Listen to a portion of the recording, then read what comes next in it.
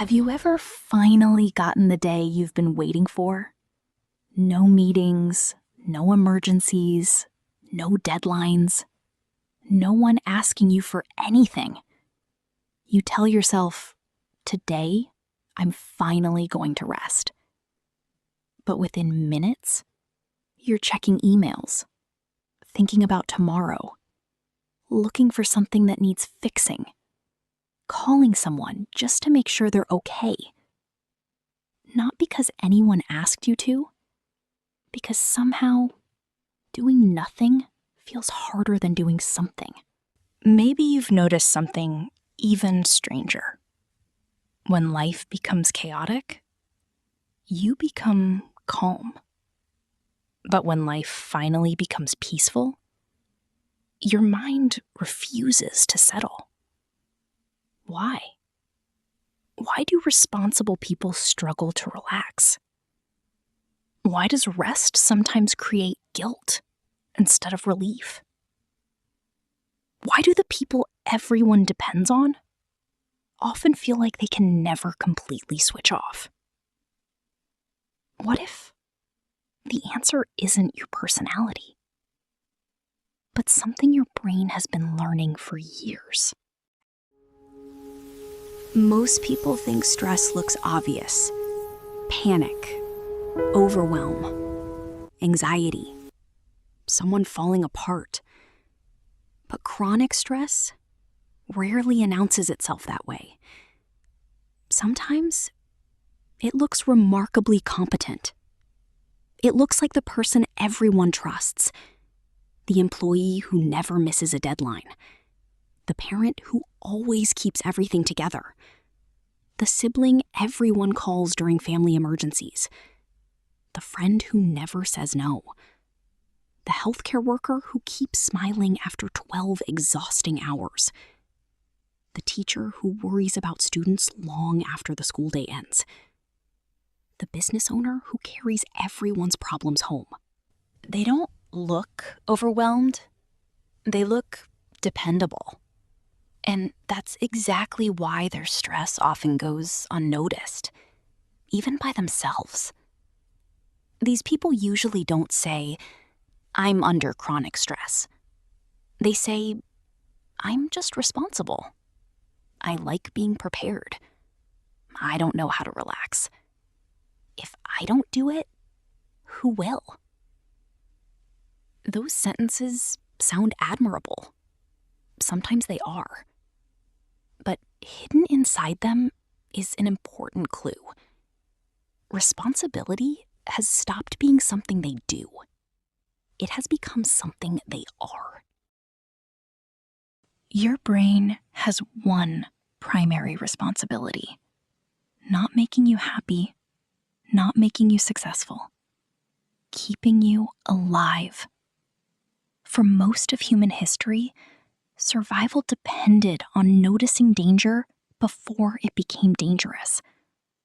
That ancient system still lives inside us today. The difference is that today's threats often don't have claws or teeth. They arrive as deadlines, family conflict, financial pressure, patients, clients, children, aging parents, responsibilities. Every challenge teaches the brain something. One stressful day doesn't change you. Years of repeated stress can. Your nervous system quietly asks, what kind of world do I live in? If the answer is a world where people constantly need me, your brain adapts. If the answer is, I must always stay ready, your brain practices readiness. Until one day, being prepared no longer feels like a choice. It feels like your normal state. Think of a smoke detector. Its purpose is to warn you when there's a fire. But imagine if it became so sensitive, it sounded every time someone made toast. The detector isn't broken. It's become overprotective. Our nervous systems can do something similar. After years of carrying responsibility, the brain may begin treating ordinary life as something that always requires vigilance, even when nothing is wrong. This explains why vacations often feel strange. The first few days are restless. You keep checking your phone, thinking about work, planning tomorrow. Only after several days does your body finally begin believing, maybe I'm safe. Just as your nervous system settles, the vacation ends. This is not weakness. It's adaptation. Your brain became efficient at the environment it experienced most often. And that brings us to something even deeper. What happens when responsibility no longer describes what you do, but who you believe you are? I need your help now. Please carry this for me. I can't do this anymore. No child is born believing their worth depends on being useful. That belief develops gradually. A child helps. People smile. You're such a good helper. A teenager sacrifices for the family. You're so mature. An employee solves everyone's problems. I knew I could count on you. These moments are beautiful. Helping others is one of humanity's greatest strengths. The problem isn't responsibility. The problem begins when responsibility becomes the primary source of identity. When I help becomes I am the helper. That shift changes everything. Because once helping becomes identity, saying no longer feels like declining a request. It feels like betraying yourself. That's the provider mind. Not a diagnosis, not a disorder. A psychological pattern. One where identity, responsibility, and self-worth gradually become intertwined. The provider mind doesn't ask, should I help? It automatically answers, of course. Over time, other people learn the same lesson. You're dependable, reliable, always available. Without anyone intending harm, expectations quietly grow.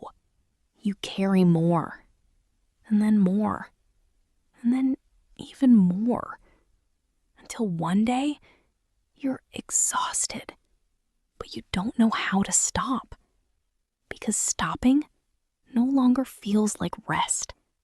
It feels like becoming someone else. Burnout rarely begins with weakness. It often begins with strength. The strongest people often ignore their limits the longest, not because they're careless, because caring has become their identity. The brain quietly develops a dangerous equation. My value equals what I provide. If that's true, then resting feels unproductive. Receiving help feels uncomfortable. Boundaries feel selfish. Every yes reinforces the identity. Every sacrifice strengthens the habit. Eventually, your nervous system stops asking, am I tired? It asks, who still needs me? This is why even small requests eventually feel overwhelming. Not because they're large, because they're added to thousands that came before. Burnout isn't usually caused by one heavy responsibility. It's caused by carrying hundreds without enough recovery.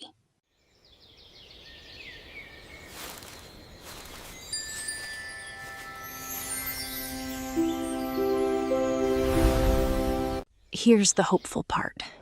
The same brain that learned these patterns can learn different ones. The nervous system changes through experience, not through self-criticism. Recovery doesn't begin by becoming less compassionate.